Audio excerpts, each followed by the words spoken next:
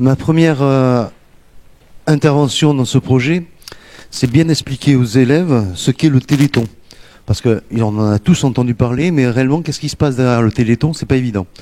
Et comme je ne suis pas un professionnel non plus du Téléthon, je demande aux représentants de l'AFM Téléthon de mon département de venir, comme il fait avec grand plaisir chaque année, et d'expliquer un petit peu ce que c'est que le Téléthon, son but et ses actions. Il est, la plupart du temps, accompagné d'un malade qui explique lui aussi ses difficultés au jour le jour et quelle est l'importance pour lui du Téléthon, c'est-à-dire aider la recherche, bien sûr, mais aider les familles et les malades dans la vie de tous les jours. Ce qui permet un petit peu de personnifier l'esprit du projet au travers de cette personne. On fait après une description des actions nationales du Téléthon à la télé. Ah, on voit ce qui se passe à la télé, on voit ce qui se passe aussi en local. Et après, on explique réellement la chronologie du projet et quelles vont être leurs actions tout au long de ce projet. La première chose que je fais avec eux, c'est essayer de prévoir un programme le plus intelligent possible. Je vais essayer de m'expliquer. On ne va pas travailler pour rien, on ne va pas ramasser des pommes pour rien, on ne va pas les vendre n'importe comment. Donc, on fait une sorte de petite étude de marché. Et ça, c'est un travail en co-intervention avec la prof de maths, où je leur propose, en fin de compte, de regarder ce que c'est qu'une étude de marché au travers d'un choix par rapport à un panel, un choix entre une barre Mars et une barre chocolatée Bounty. Là, on a des résultats. Ces résultats, on les transforme avec la prof de maths en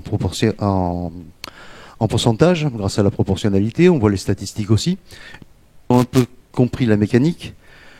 Ils font eux-mêmes une étude de marché avec, dans un premier temps, un choix sur leur type de film préféré. Et après, c'est pareil, ils transforment ça en pourcentage. Et ils font aussi une dernière étude de marché, ça les regarde un petit peu, je pense à l'orientation. Qu'est-ce qu'ils souhaitent faire après le CAP? Est-ce qu'ils veulent faire un bac en initial, une passerelle? Est-ce qu'ils veulent le faire en alternance, rentrer dans la vie active? On obtient donc des résultats. Une fois qu'on a vu comment fonctionnait un petit peu la mécanique de l'étude de marché, c'est à eux de créer un questionnaire par rapport à différents paramètres qui nous sont imposés par le verger de Foncoussière, notre partenaire. C'est-à-dire qu'il nous propose 2 variétés de pommes différentes, il nous propose des conditionnements différents, des sachets de 1 kg, de 2 kg, de 3 kg. Et une autre et dernière question, est-ce que notre cible, nos prospects, sont d'accord pour commander via un site de e-commerce? Les résultats, en fin de compte, de ce document doivent être, avant les résultats, d'abord la création de ce document. On fait un mail, en fin de compte. Une fois que l'étude de marché, les questionnaires est prêt, on fait un petit mail en 3 parties. On introduit notre mail avec le pourquoi du projet, le partenariat avec la FM Téléthon, avec le verger de Foncoussière, les produits aussi, savoir parler des produits, l'insertion du Google Form, et pour finir, des conclusions, remerciements, surtout pour le temps passé à répondre à ce mail. Ce mail, le voici. On retrouve, en fin de compte, l'introduction tout à fait en haut. On retrouve le questionnaire ici en 2 parties. Le questionnaire où on propose 2 types de pommes avec leurs caractéristiques. On propose plusieurs types de conditionnement et on propose en dernier la possibilité de commander via Internet. Et la formule de remerciement juste derrière.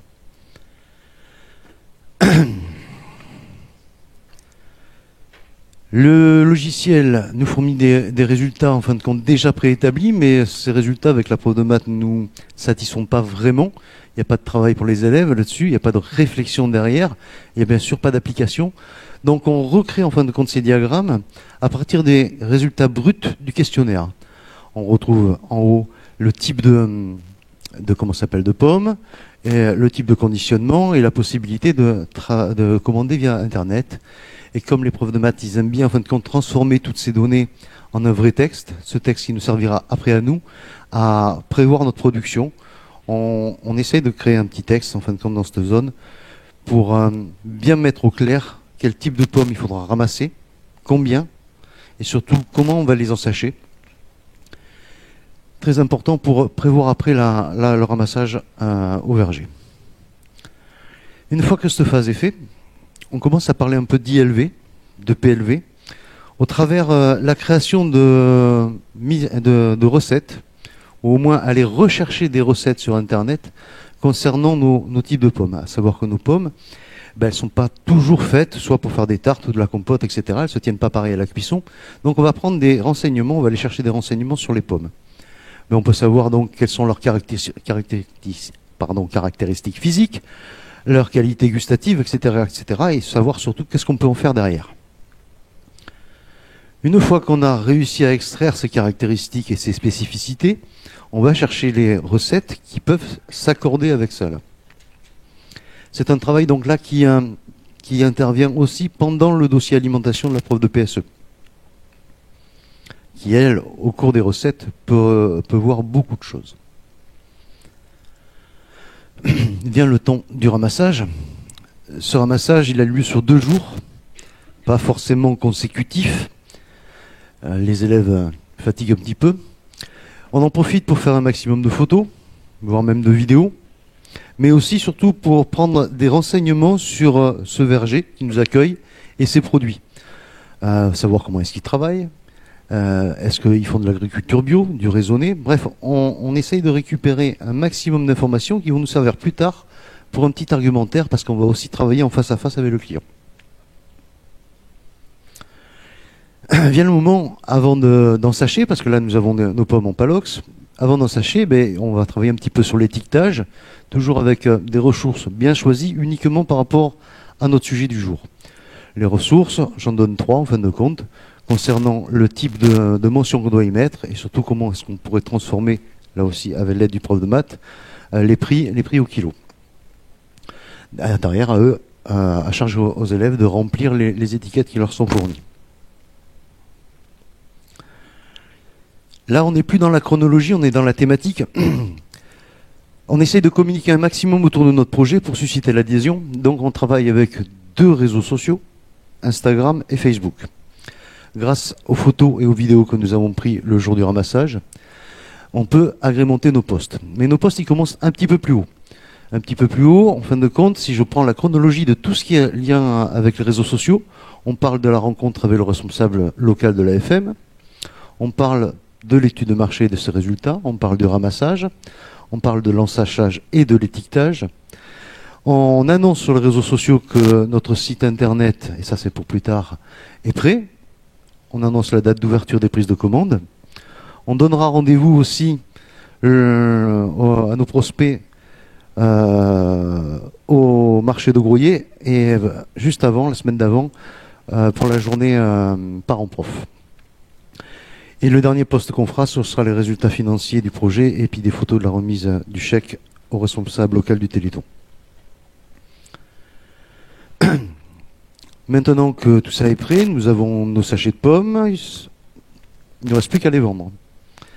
La première vente qu'on va faire, c'est via un script de e-commerce. Alors le script de e-commerce, il s'appelle PrestaShop. Et je montre aux élèves relativement rapidement pour cette première fois comment est fait un site de e-commerce avec la partie front office, la partie back office. Front office, tout ce qui est visible par l'internaute. Back office, tout ce qui est visible par le logisticien ou l'équipe commerciale. Et en visitant un petit peu ce back office, ce front office, on s'aperçoit que les produits proposés, ils sont formatés comme une fiche produit. Donc on apprend à faire des fiches produits par rapport à nos pommes, en faisant ressortir bien sûr quelles sont leurs qualités et leurs spécificités. Ce travail il est réalisé sous Word, grâce à toutes les recherches qu'on a fait sur nos pommes. Le prix, on avait déjà travaillé dessus. En fin de compte, on fait un amalgame de tous nos travaux précédents pour pouvoir les transformer en numérique. Une fois que nos fiches produits ont été validées, on passe à la mise en ligne. La mise en ligne, c'est peut-être la façon la plus simple que j'ai trouvée en fin de compte pour les faire adhérer, c'est que je commence très rapidement par quelque chose de très descendant, très magistral. Je leur montre comment, au tableau, on met un produit en ligne. Une fois qu'ils ont vu ça, je laisse tourner au tableau un Prezi qui reprend la démarche pas à pas.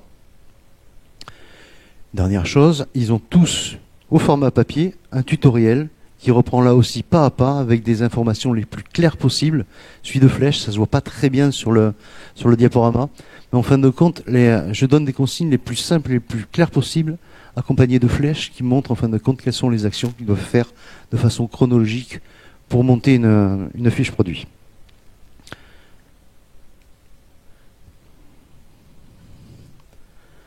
Une fois que nos produits sont en ligne, il ne nous reste plus qu'à faire la même chose pour les recettes, les mettre en ligne.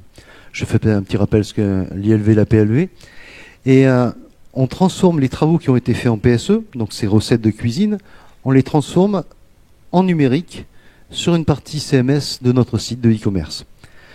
À travers ça, je les transforme aussi en PDF de manière à ce que les gens, lorsqu'ils viennent retirer leur sachet de pommes, ou on leur donne, ou ils prennent eux-mêmes une fiche recette papier, je veux qu'il y ait un petit QR code sur la fiche papier de manière à ce que, grâce à cette recette sur papier, ils puissent accéder aussi à l'ensemble des autres recettes qu'on peut proposer sur le site. Le QR code est facilement réalisable par il y a un tas de sites gratuits qui permettent de le faire. On récupère l'adresse internet de là où on a logé nos PDF et nos recettes. On le colle dedans, ça nous génère automatiquement un QR code qui est personnalisable. Et on n'a plus qu'à l'imprimer sur la fiche recette papier. Là, on est sur la phase, en fin de compte, d'annonce d'ouverture de notre site de vente à distance. Et une fois qu'on a réussi à faire notre mail, là aussi, c'est un travail avec le prof de français. On fait un petit mail d'annonce comme quoi le site est prêt, que les commandes sont disponibles. Le travail des élèves, c'est d'aller voir au jour le jour, un petit peu, les commandes qui ont été effectuées. Les commandes qui ont été effectuées, en fin de compte, elles doivent être validées par les élèves. Elles passent donc par différentes étapes. Vous avez une commande, vous validez la commande, vous pouvez imprimer les bons de livraison et vous pouvez envoyer un mail au client qui vous a commandé en fin de compte pour valider sa commande. On imprime ces commandes de manière à pouvoir les utiliser plus tard pour préparer les commandes. Vu qu'on vend, entre guillemets, on commande par Internet, il y aura quand même nos prospects qui vont passer venir chercher leur commande. Là, c'est déjà gagné. Mais on essaye aussi d'alpaguer tous les parents qui n'ont pas commandé via le site. Et pour ça, il faut avoir un petit argumentaire. Donc, on construit un petit argumentaire autour de 3 thématiques. Notre partenaire, le verger de Foncoussière, qui produit essentiellement du bio, de l'agriculture raisonnée. Et bien sûr, on appuie sur le fait que notre projet il est en lien avec le Téléthon. On essaye de monter ça, en fin de compte, en 3 groupes différents, chacun s'occupant d'une partie. On réunit le tout pour créer un argumentaire qui tient à peu près la route, et on s'entraîne. D'abord, ils le font à l'écrit, et après on s'entraîne en duo à cet argumentaire. Vient le moment où c'est plus l'entraînement, presque, c'est le jour J. Le jour J, je divise la classe en fin de compte en 2 groupes qui pourront tourner. Un groupe qui va s'occuper de l'installation du stand dans le hall du lycée, qui va essayer de mettre en place ses produits, faire une meilleure mise en avant possible selon des critères qu'on aura définis, mettre en place la PLV. Et un groupe qui va s'occuper, elle, d'imprimer toutes les commandes et de prévoir une sorte d'endroit de réserve, parce qu'on n'a pas réellement de réserve dans le lycée, une zone réserve dans laquelle ils vont sectoriser, en fin de compte, selon l'heure d'arrivée des clients qui a été demandé dans le bon de commande, et surtout leur nom, ils vont sectoriser une réserve de manière à pouvoir rapidement rendre leurs produits aux acheteurs. Juste avant que les parents arrivent l'après-midi de cette journée parents-prof, on fait une dernière répétition générale avec l'argumentaire. Et en dernier, on fait aussi le rendu monnaie.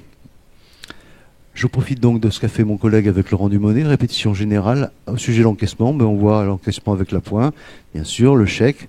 On voit avec un billet, etc., etc. Tout ce qui est rendu monnaie. Après, c'est le moment fatidique de la vente. Et normalement, ça se passe bien. En fin de journée, voire le lundi d'après, on fait un petit peu on ferme la caisse. C'est-à-dire que on fait la remise de fonds avec le nombre de chèques, le nombre de pièces et de billets, etc., etc. Ce qui permettra, nous, de faire un bordereau bancaire et d'avoir la somme qui sera remise au Téléthon. Là, on voit les élèves dans le hall du lycée, avec l'espèce de réserve qu'il y a à gauche et à droite. On voit ici l'étal sur le marché de Groyer, et on voit bien sûr les élèves ravis de remettre un chèque au Téléthon. J'ai mis plusieurs fois la photo de remise de chèque pour montrer que ça fait plusieurs années qu'on fait ça. Et si je reviens un cran en arrière, hop, non, c'est pas celui-là.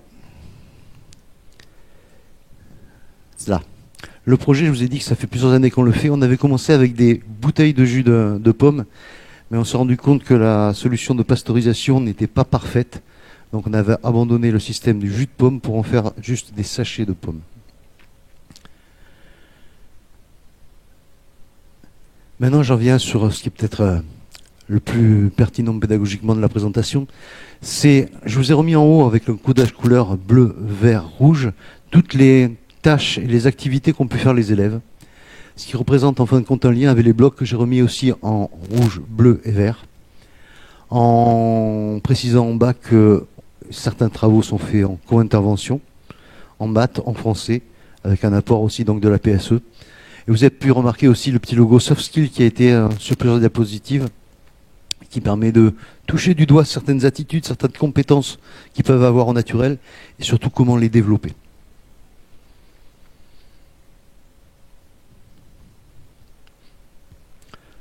Je pense que j'ai fait le tour. Ouais. C'était condensé. J'espère qu'il y aura beaucoup de questions. Normalement, c'est fait pour susciter les questions.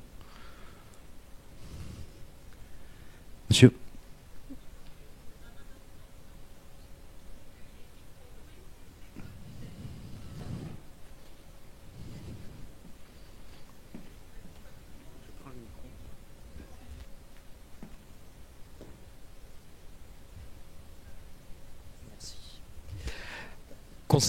Concernant le site internet,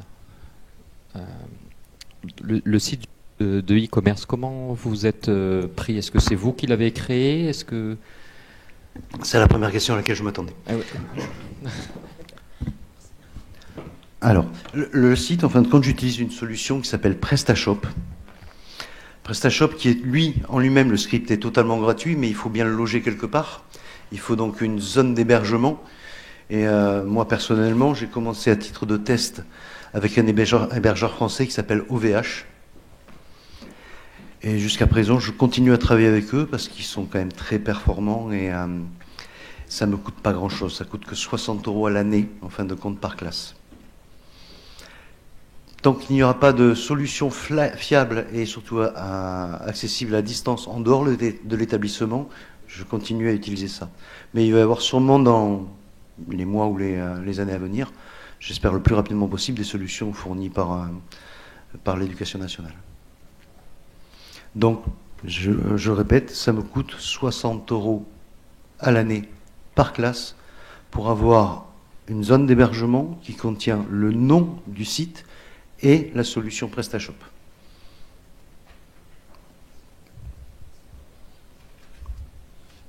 Bonjour, Bonjour. merci de ce partage d'expérience. Oui. Comment vous placez ce projet dans l'ensemble de vos enseignements? Parce que j'imagine que il n'y a pas que ça. Ah. Quel lien vous faites? Enfin, voilà, comment tout ça s'organise? Comme je vous l'ai dit, on attaque dès la deuxième semaine de la rentrée de septembre et pour une fin de projet qui a lieu juste avant Noël. Vous avez remarqué que par rapport à ces activités et le programme, enfin le référentiel, je gratte à peine la surface.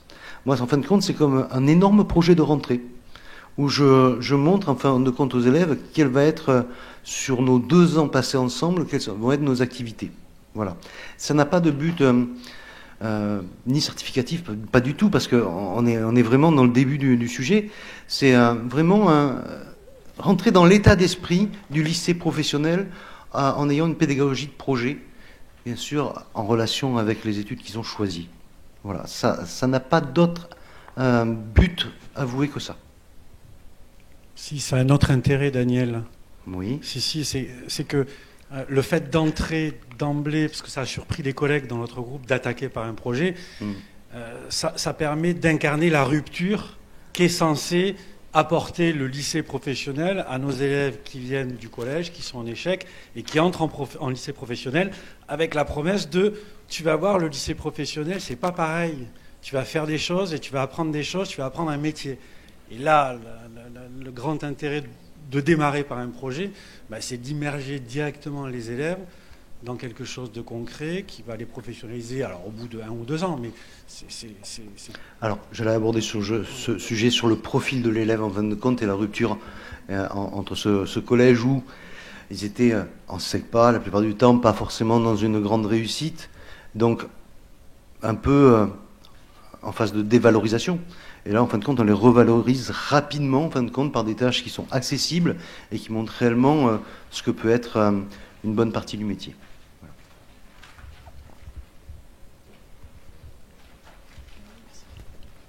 Vous nous avez expliqué que dans certaines phases, les élèves ne faisaient pas exactement la même chose.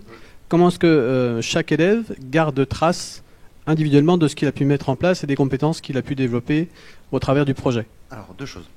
Au niveau des traces, tous les encadrés que vous voyez sur ce diaporama, ce sont des documents de cours sur lesquels il y a toujours la place, la consigne, la ressource et la place pour répondre. Donc il y a toujours une trace, l'élève il en garde. Après, au niveau de l'évaluation, on va dire, il y a 2 choses. Sur chaque activité est évaluée de façon tout à fait classique. Et après, c'est plus une observation de l'élève au cours du projet qui me permet en fin de compte de remplir une sorte de grand tableau Excel par rapport à certaines compétences, certaines attitudes aussi. Et dans ce cas-là, en fin de compte, je ne fais que cocher où ils en sont et la couleur, comme on pourrait le faire dans d'autres circonstances, rouge, orange, vert. Mais ça, là aussi, est-ce que ça a réellement une importance, en sachant que c'est un projet de rentrée, histoire de vraiment rentrer dans le lycée professionnel? Moi, je ne suis pas sûr. J'aurai largement le temps, et puis on n'est que sur le premier trimestre, j'aurai largement le temps de les évaluer plus concrètement sur d'autres situations, voire d'autres projets.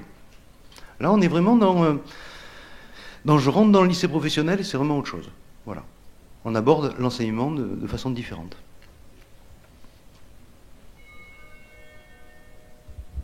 J'entendais par là pas forcément un document pour vous d'évaluation, mais un document pour l'élève, pour que lui garde trace au cours de ces 2 années de tout ce qu'il a pu mettre en œuvre, alors sous quelque forme que ce soit, mais qu'il ait pu avoir, quand il aura fini son cycle, un regard sur tout ce qu'il a pu mettre en place, des actions qu'il a pu développer, les compétences qui ont été mises en œuvre. Il a un dossier, donc projet de rentrée, où en effet, il y a tous les documents que je vous montre. Tous les documents que vous avez ici dans le PowerPoint sont des documents issus de mes séquences. Là, en fin de compte, vous avez la partie je me rappelle de ce que c'est que l'ILV, je redonne un exemple derrière, etc. etc. Voilà, ici, c'est le vrai tutoriel que je leur donne. Précédemment, c'est pareil. Tout ça, ce sont des documents de cours. Là aussi, les étiquettes, c'est créé pour eux. Les blancs sont à remplir par eux. Là aussi. Là aussi, vous avez les petits points pour dire on a compté tant de personnes, etc., etc. Donc, vraiment, c'est que des documents de cours, là. Donc, ils ont une trace écrite de chaque activité. Alors, moi, j'ai une autre Madame. question. Oui. Je trouve ça très intéressant de démarrer un projet et vous basculez sur un autre projet après. Comment vous changez, vous basculez sur autre chose, voilà. En fait, un projet comme ça peut être un peu fatigant, et moi je ne veux pas créer non plus l'essoufflement chez l'élève. Donc on repart sur des cycles beaucoup plus classiques et linéaires, mais je reprends très rapidement sur un autre projet qui reprend en fin de compte notre application numérique, c'est-à-dire que je les mets en situation d'être chef de rayon, c'est-à-dire qu'on recrée le drive, un drive de type Leclerc par exemple. Ils sont tous chefs de rayon et responsables de leur rayon. Ils ont déjà vu le script un petit peu de e-commerce. Là, en fin de compte, on va le fouiller un petit peu plus, où ils auront chacun en charge un rayon à tenir. C'est-à-dire faire les fiches produits, faire un peu de mise en avant, etc. etc. Tout ça, ils seront chefs de leur rayon. Voilà.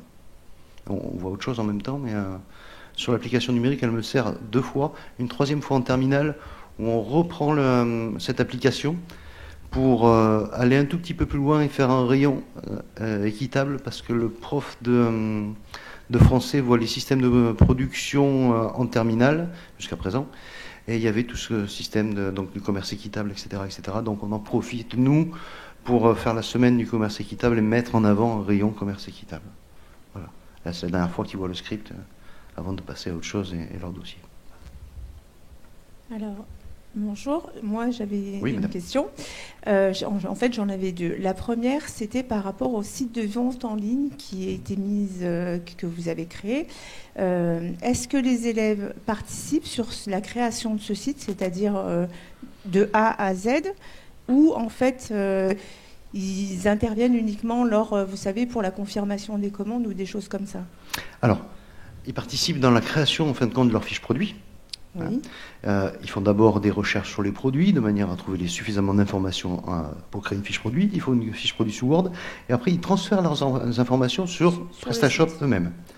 Ensuite, dans le back-office, tous les jours, il y a un groupe d'élèves qui est en charge d'aller voir l'avancée des commandes. Et sous ma supervision, ils ont le droit de confirmer la commande, ce qui envoie automatiquement un mail, et d'aller imprimer la commande. D'accord. Qu'on archive et qu'on se sert après pour la préparation des commandes et la zone de réserve. D'accord. Et une seconde question, mais c'est plus par rapport au projet que vous avez réalisé. Est-ce que c'est un projet qu'on peut, ou que vous l'avez envisagé dans le cadre du chef-d'œuvre ou pas? Alors, même si ça reste un si projet je reprends de les début textes, d'année. ce chef-d'œuvre est en 2 ans. Il doit se dérouler sur 2 années. Alors moi, oui, j'y ai pensé. Je me dis, je vais peut-être continuer ce projet de rentrée, mais ne pas le laisser tomber tel qu'il est. Je me dis, quand ils vont passer en terminale, ce serait bien que, dans cette fois-ci, ce soit eux qui rendent aux premières années leur expérience. Ce qui m'arrangerait bien, en fin de compte, justement, pour valider certaines choses. Donc, oui, j'aimerais bien faire une sorte de tutorat, de manière à ce qu'ils renvoient la balle donc, aux premières années, qui vont être dans la position de refaire le projet. Et ouais, 1 heure par semaine, j'aimerais bien pouvoir faire ce tutorat sur des points bien précis, je dirais. Oui. D'accord. Merci. Je vous en prie.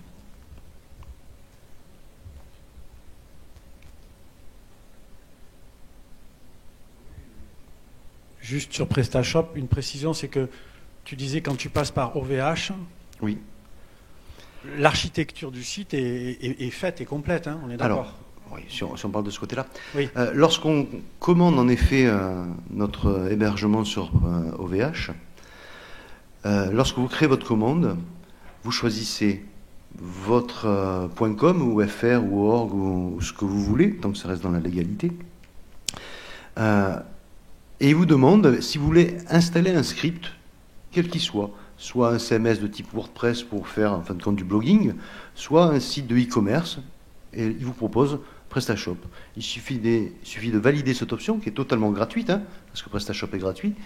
Et lorsque vous avez fini, vous avez payé par carte bleue votre site, vous recevez dans le quart d'heure qui arrive un mail, en fin de compte, avec vos identifiants d'administrateur de la boutique et à l'adresse à laquelle il est logé. À vous, après, d'aller dans le site et de déclarer les élèves comme logisticiens, par exemple, ou commerciaux, etc. etc.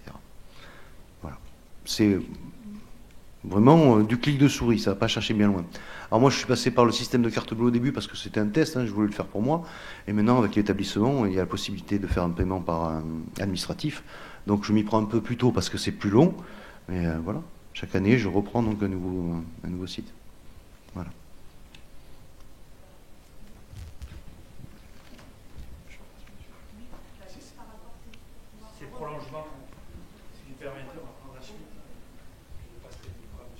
Donc en fait, ce site, il est valable 1 an Les 60 euros, on est par classe, c'est oui, ça? par classe. Et en fait, à l'issue de l'année, qu'est-ce qui se passe? Le site est Non, complètement supprimé? vous avez un appel en fin de compte Pour de fonds renouveler? pour renouveler. Oui, D'accord.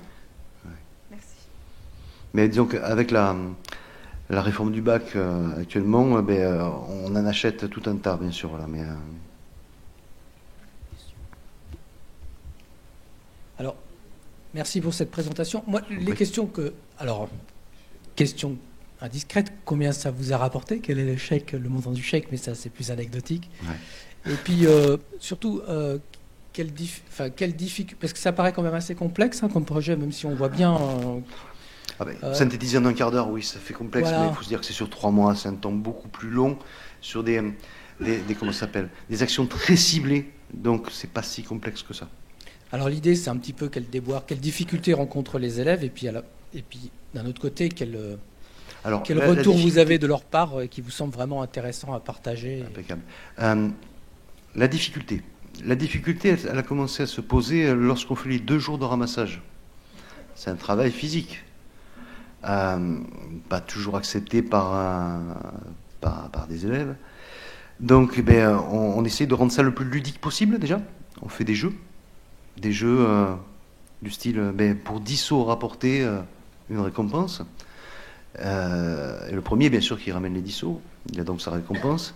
Après, on complexifie un peu le truc avec 10 sauts et tu remportes la plus grosse pomme que tu trouves en plus. Et on compare les grosses pommes. On fait la même chose avec la plus petite pomme, la pomme la plus biscornue, etc., etc. Et en guise de récompense, ils ont droit à des produits issus du magasin du verger, voire même des chocolats, ce genre de choses. Tant que les enfants sont un peu corruptibles par le sucre, ça passe. Non. Après, de toute façon, c'est un état d'esprit. Ils ont tous droit, de toute façon, à quelque chose, mais c'est un état d'esprit. C'est quand même assez fédérateur. C'est assez intéressant. Si la préparation en amont, faite par le responsable de l'AFM, qui amène les bons documents pour toucher les élèves, mais pas qu'ils soient non plus trop durs, parce que là aussi, on prévoit ça en amont.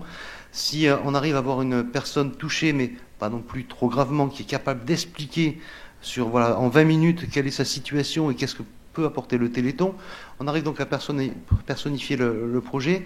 Et moi, j'hésite pas à leur rappeler, mais tu te rends compte, la personne qu'on a vue, là, dans quel état elle est, et chaque euro compte. T'imagines que les chercheurs, en fin de compte, s'il leur manque 10 euros pour arriver au bout de leur processus, c'est loupé. Donc, allez, on y va à fond. Donc voilà, il y a des rappels qui se font comme ça. Et au pire, sur l'élève qui veut vraiment pas, sur ces journées de ramassage, il y a un entrepôt à balayer. C'est une autre activité de préparation pour l'ensachage, etc. Bon, ça dure pas longtemps parce qu'il veut vite revenir avec ses camarades et cette fois-ci, il travaille comme les autres.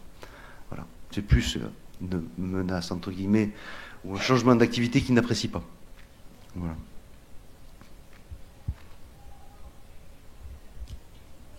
Merci, bonjour. Bonjour. J'ai plusieurs questions. Alors, la première, vous avez parlé de l'observation des élèves, qui vous permet donc de renseigner un tableau, qui serait un tableau de bord, en fin de compte. Voilà. Alors, c'est un tableau Excel, en fin de compte, qui s'allonge petit à petit tout au long de l'année ou du projet, en tout cas, pour commencer, après de l'année, oui. D'accord.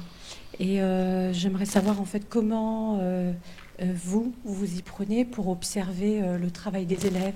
Est-ce que c'est quelque chose qui vous a questionné et comment vous y prenez-vous? La première chose qu'on arrive à voir, en fin de compte, c'est les attitudes. Les attitudes sont très prégnantes. Malheureusement, c'est le côté négatif. On voit ceux qui rentrent dans le projet, qui y rentrent de bon cœur, qui vont vouloir bien faire, ou du moins faire de leur mieux, parce que c'est pas tout à fait pareil. Il y a celui qui va être bon soldat, mais qui va se cacher un petit peu derrière d'autres. Donc c'est une observation fine, en fin de compte, de l'élève, fine plus ou moins, remarquez, pour savoir s'il rentre dans le projet et s'il essaie de bien faire. Et donc ces attitudes derrière ces attitudes, c'est aussi une tâche à accomplir. Et à partir du moment où il est positif, la tâche, je sais pas que je la valide en tant que compétence, mais je valide au moins l'attitude positive de l'élève et l'entrain qu'il y met et l'envie qu'il y met. N'oublions pas, comme je disais, on est sur un début d'année de première année. Il est hors de question de réellement sanctionner quoi que ce soit. C'est juste, ça me tend vers une progression. Voilà, c'est tout. D'accord, merci. Et donc, votre réponse me permet de poser ma deuxième question. Est-ce que vous vous êtes justement interrogé sur, parce que vous aviez indiqué au moment de la présentation de votre diaporama, les compétences du 21e siècle. Donc, est-ce que vous vous êtes interrogé en amont ou pas, ou est-ce que c'est au fur et à mesure sur ces fameuses compétences du 21e siècle, ou transversales, si vous préférez? Alors, oui. Lesquelles visez-vous? Voilà. Est-ce que vous oui, et sur le numérique. Et si oui, oui, et sur le numérique, parce que bon, je suis prof depuis pas si longtemps que ça. Je viens du privé. Et je travaillais dans la grande distribution au début et après dans le numérique après. Et s'il y a quelque chose que moi j'ai pu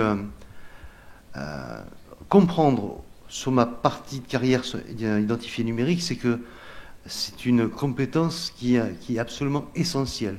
Et moi, c'est plutôt un esprit numérique, en fin de compte, que j'ai envie d'insuffler, qui pourra, en fin de compte, leur permettre de mieux appréhender plusieurs plateformes. Parce qu'un CMS, c'est un CMS, en fin de compte.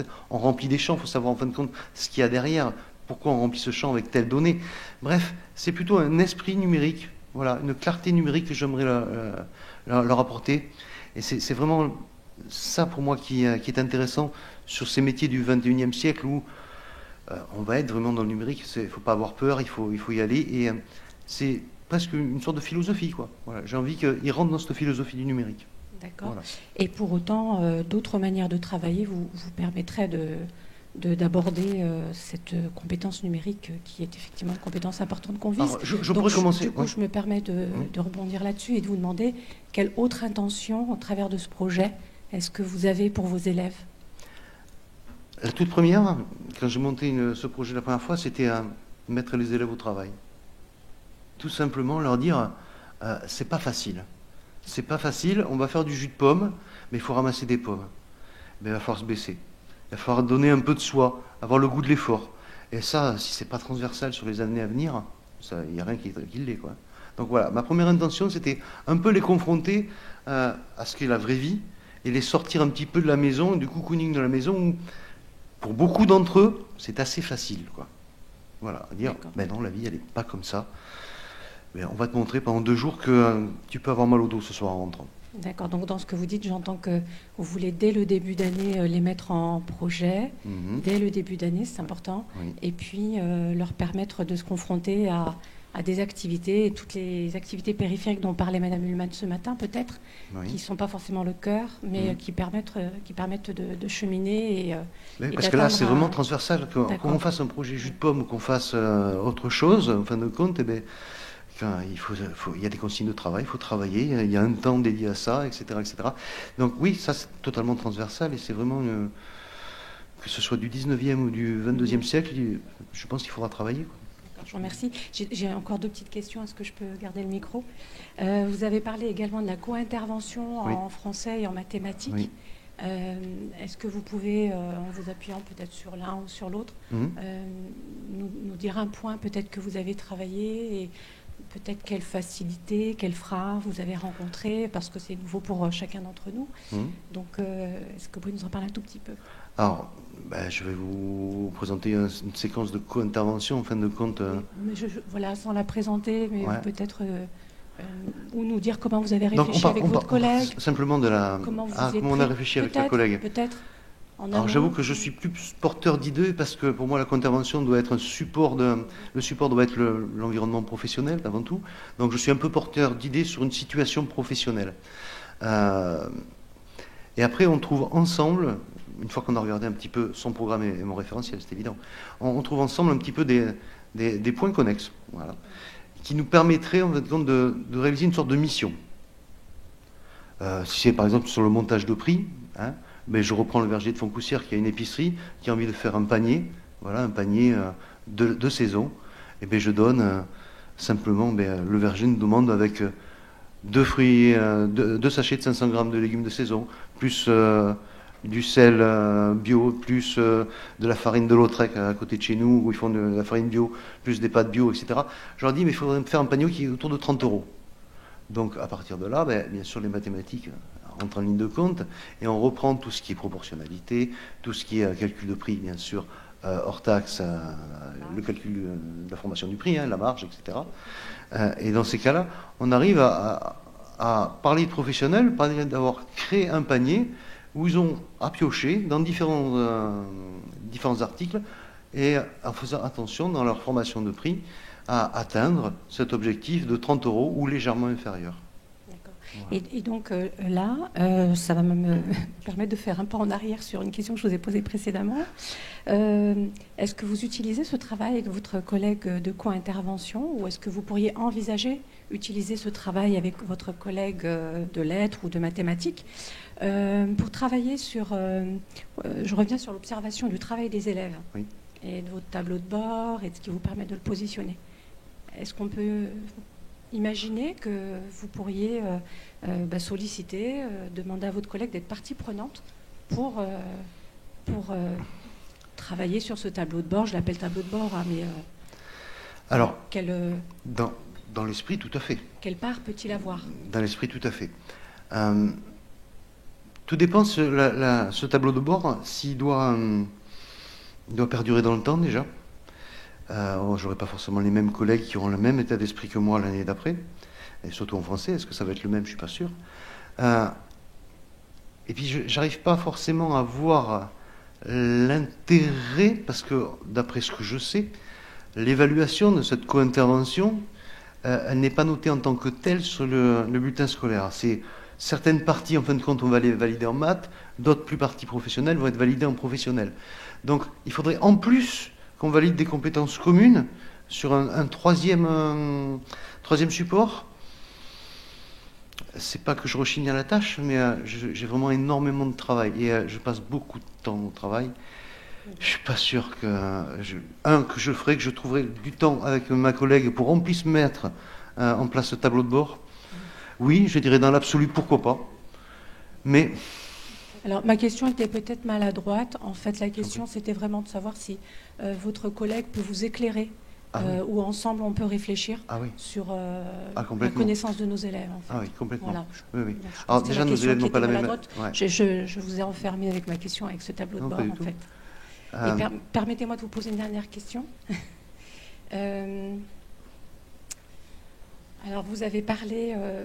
vous nous avez montré ces documents et avez indiqué que l'élève disposait d'un dossier avec l'ensemble des documents que vous lui proposez de travailler.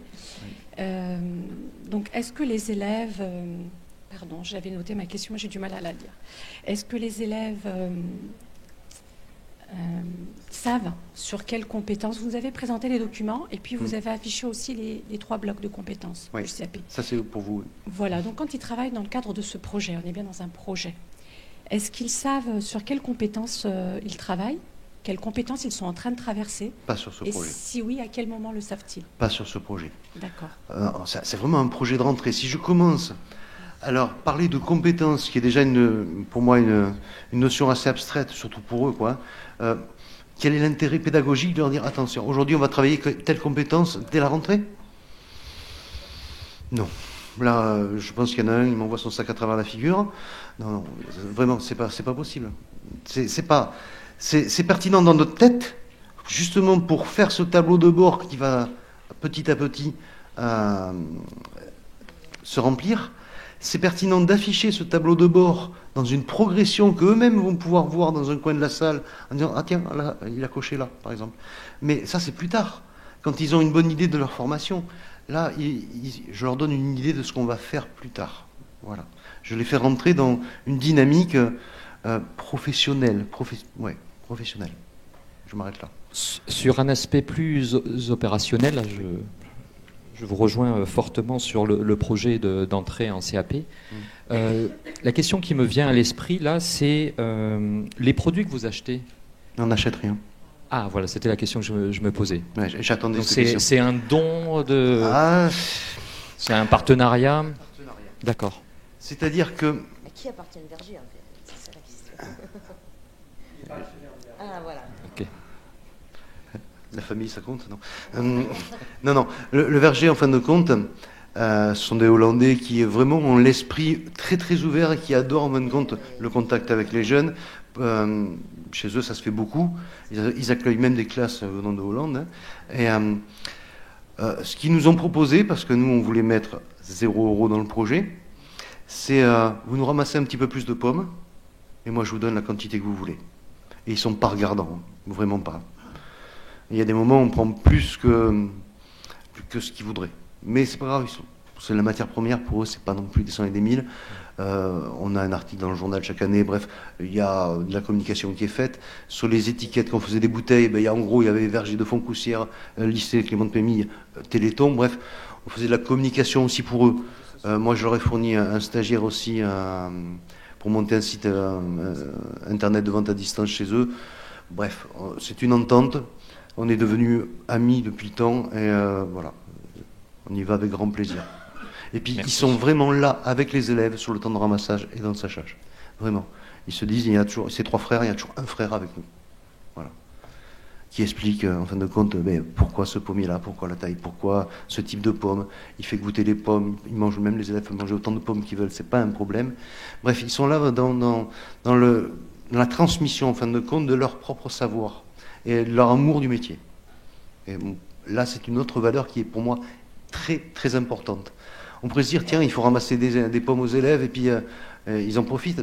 Pas vraiment, en fin de compte. Pas vraiment. Merci. Donc si je continue, en fin de compte, on ramasse un petit peu plus que ce qu'on a besoin. Et ils nous font cadeau des sachets pour un sachet. Quand on faisait du jus de pomme, ils nous faisaient cadeau de la pasteurisation. Les bouteilles, c'était un deal avec la verrerie d'Albi qui contre... livrer ces bouteilles au verger gratuitement contre une attestation faite par la FM Téléthon pour avoir une déduction fiscale. Bref, on arrivait à monter un truc où ça nous coûtait 0. Voilà. Un peu de temps pour certains adultes, en plus, c'est tout.